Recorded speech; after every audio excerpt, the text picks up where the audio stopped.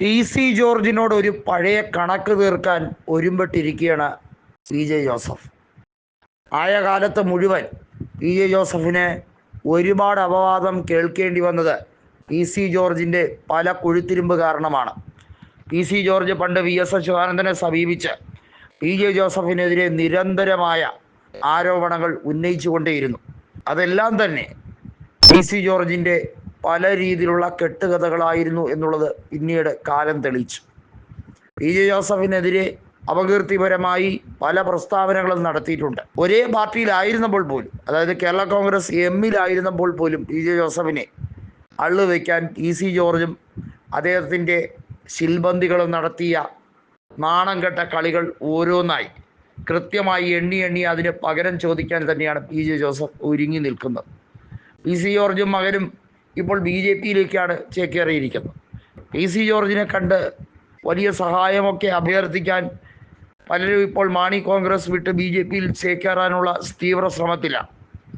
വർഗീയത മാത്രം കൈമുതലാക്കി വെച്ചിരിക്കുന്ന പി സി ജോർജിനെ ഒരു പാഠം പഠിപ്പിക്കാൻ തന്നെയാണ് പി ജെ ജോസഫ് കളത്തിലിറങ്ങുന്നത്. സെബാസ്റ്റ്യൻ കുളത്തുങ്കൽ കേരള കോൺഗ്രസ് എം സ്ഥാനാർത്ഥിയായാണ് കഴിഞ്ഞ തവണ പൂഞ്ഞാറ്റിൽ പി സി ജോർജിനെ പരാജയപ്പെടുത്തിയതെങ്കിലും കുളത്തുങ്കൽ ഇപ്പോൾ പി ജെ ജോസഫുമായി അടുത്ത ബന്ധമാണ് കാത്തു സൂക്ഷിക്കുന്നത്. വളരെ വൈകാതെ ജോസഫ് ഗ്രൂപ്പിൽ അംഗവുമാകും. പൂഞ്ഞാറിൽ ബി ജെ പി സ്ഥാനാർത്ഥിയായി ഷോൺ ജോർജിനെ ഇറക്കാനാണ് ടി സിയുടെ ആഗ്രഹം. അത്തരത്തിൽ ഇറക്കിയാൽ പൂഞ്ഞാറിൽ ഷോൺ ജോർജ് വിജയിക്കും എന്ന പ്രസ്താവന വരെ പി സി ജോർജ് നടത്തുന്നുണ്ട്. എന്നാൽ ഷോൺ ജോർജിന് പൂഞ്ഞാറിൽ 15,000-ൽ കൂടുതൽ വോട്ടുകൾ തികച്ചു കിട്ടില്ല എന്ന ഉറപ്പുള്ള വെല്ലുവിളിയാണ് സെബാസ്റ്റ്യൻ കുളത്തുങ്കൽ നടത്തുന്നത്. പി സി ജോർജിനെ പൂഞ്ഞാറ് മറന്നു കഴിഞ്ഞു. ഈരാട്ടുപേട്ടയിലുള്ളവരെ മുഴുവൻ തെറിവിളിച്ച് നടക്കുന്ന, വായിൽ മലീനസമാകുന്ന, ദുർഗന്ധം വമിപ്പിക്കുന്ന പ്രസ്താവനകൾ മാത്രം നടത്തുന്ന, കേരളത്തിലെ മതേതര സംസ്കാരത്തെ തകിടം മറിക്കുകയും കല്ല് വെച്ച നുണകൾ പച്ച വർഗീയതയായി കൃത്യമായി പ്ലാന്തോട്ടം വീട്ടിൽ നിന്നും കെട്ടിച്ചമച്ച് വിടുന്ന പി സിയെയും മകനെയും കേരളം ഒറ്റപ്പെടുത്തും എന്നുള്ളതും വ്യക്തമാണ്. ബി ജെ പിക്ക് പോലും പലപ്പോഴും ദഹിക്കാൻ കഴിയുന്നില്ല. കാരണം കേരളത്തിലെ ബി ജെ പി ഒരു അഡ്ജസ്റ്റ്മെൻറ്റ് രാഷ്ട്രീയമാണ് കളിക്കുന്നത്. അവരുടെ സവർണ ഫാസിസ്റ്റ് നയമൊന്നും കേരളത്തിൽ പ്രത്യക്ഷത്തിൽ എടുത്ത് പ്രയോഗിക്കാൻ ശ്രമിക്കുന്നില്ല. ആകെ സുരേഷ് ഗോപി മാത്രമാണ് കൃത്യമായും അത് പലതവണ പറയുന്നത്.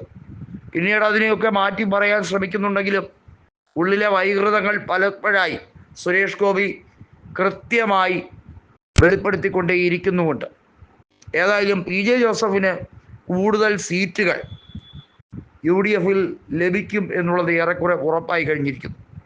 സിറ്റിംഗ് എം എൽ എമാരിൽ പലരും ജോസഫിനെ കണ്ട് കൂടുതൽ ചർച്ചകൾ നടത്തുമ്പോൾ കേരളത്തിൽ 27 സീറ്റുകളുള്ള മുസ്ലിം ലീഗ് കഴിഞ്ഞാൽ ഏകദേശം കൂടുതൽ സീറ്റുകൾ മധ്യ തിരുവിതാംകൂറിൽ പി ജെ ജോസഫ് ഗ്രൂപ്പിലേക്ക് എത്തും.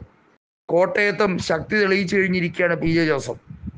നേരത്തെ ഇടുക്കിയിൽ മാത്രമാണ് കൂടുതൽ ശക്തി എന്ന് മനസ്സിലാക്കിയെങ്കിലും ഇപ്പോൾ കോട്ടയത്തും ഇടുക്കിയിലും പത്തനംതിട്ടയിലും ഒക്കെ വലിയ കരുത്ത് അദ്ദേഹം തെളിയിച്ചു കൊണ്ടേയിരിക്കുകയാണ്. വളരെ വൈകാതെ തന്നെ കൂടുതൽ സീറ്റുകൾ പിടിച്ചെടുക്കാൻ അദ്ദേഹം ശ്രമിക്കും. ഇരിങ്ങാലക്കുടയിൽ കഴിഞ്ഞ തവണ തോമസ് ഉണ്ണിയാടൻ പരാജയപ്പെട്ടെങ്കിലും ഇക്കുറി അത് തിരിച്ചു പിടിക്കാൻ കഴിയും. കാരണം പ്രൊഫസർ വി ബിന്ദു ഏറ്റവും വലിയ തികഞ്ഞ പരാജയമായി മാറിക്കഴിഞ്ഞിരിക്കുന്നത് കൊണ്ട് തന്നെ ഉണ്ണിയാടന് സുഖകരമായിരിക്കും ഇത്തവണ ജയം. ഇത്തരത്തിൽ നിരവധി സീറ്റുകൾ ജോസഫ് ഗ്രൂപ്പിലേക്ക് തിരികെ എത്തും.